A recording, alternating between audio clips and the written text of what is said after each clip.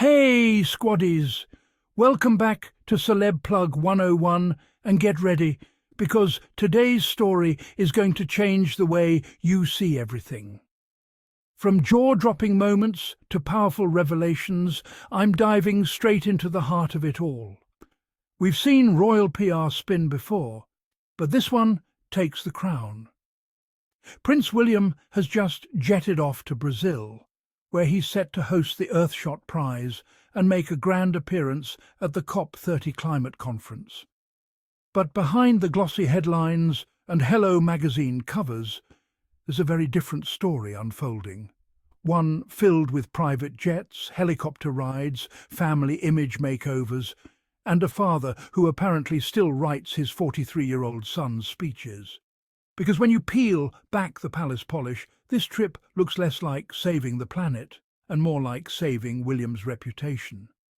So this shady boots kind of a guy is urging you to hit that subscribe button, give this video a thumbs up, and turn on the notification bell as I break down what's really going on behind Prince William's Brazil PR tour.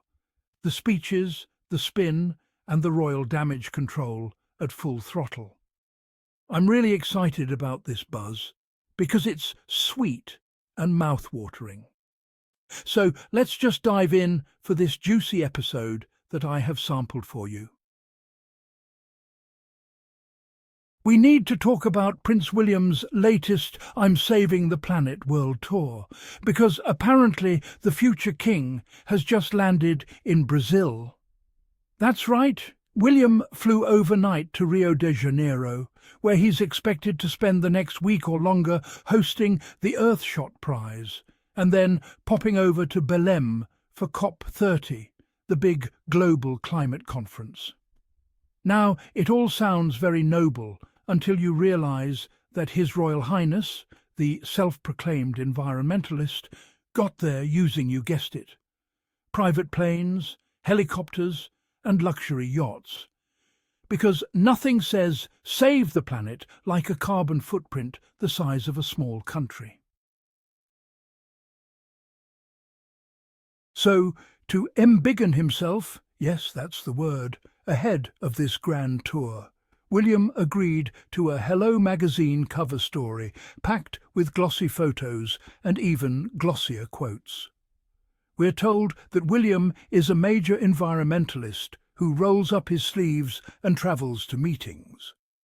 And who's doing the praising? None other than Jason Knauf, the same former staffer who's been orbiting William's PR world for years.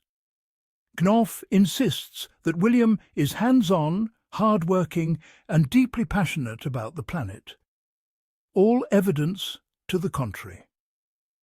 Because while the PR machine spins out this heroic eco-warrior narrative, William has just moved into his 6th forever home, a sprawling estate complete with 150 acres of what used to be public parkland.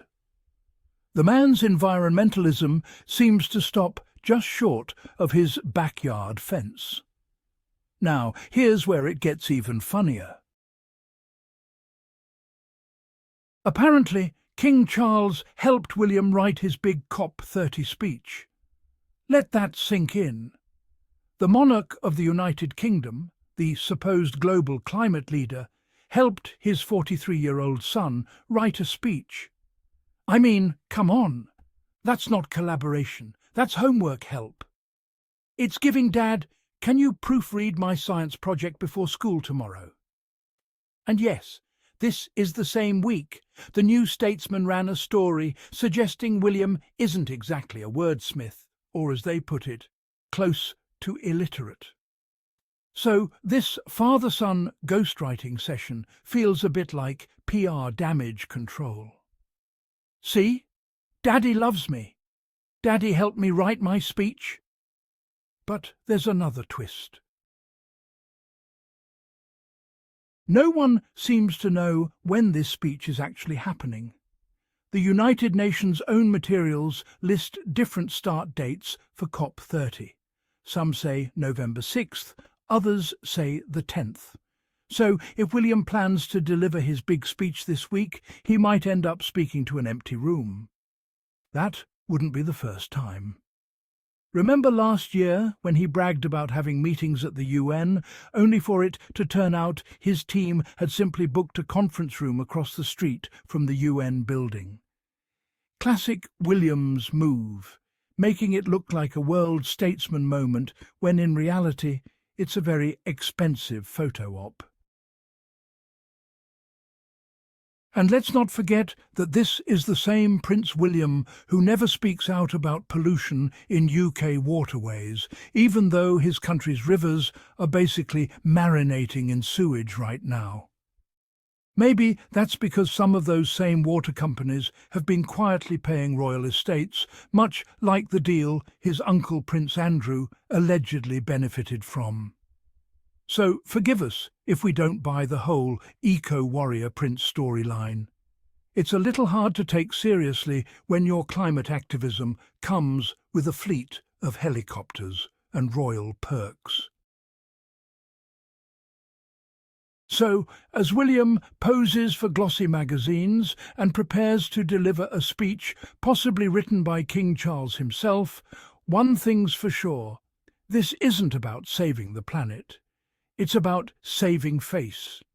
Because when you're one heartbeat away from the throne, but still need Dad's help to sound important, that's not leadership, that's optics.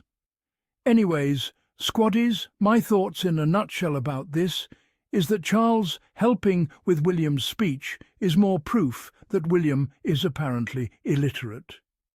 It sure does. Prince William is still fuming that Harry met with Charles. He's so arrogant. The Wales's kids are ultra-privileged and he acquires 5 homes and copters places. Truly, the so-called Scooter King is such a colossal loser, and how I wish he could have been born as the second-born. Anyways, let's see if the Earthshot livestream gets more views than his last UN meeting. So, there you have it. Squaddies, and it's a wrap. Thank you so much for tuning in. Don't forget to like, comment, share and subscribe for more royal analysis and behind-the-scenes truth. Your support truly means the world to me, and I can't wait to see you in the next video.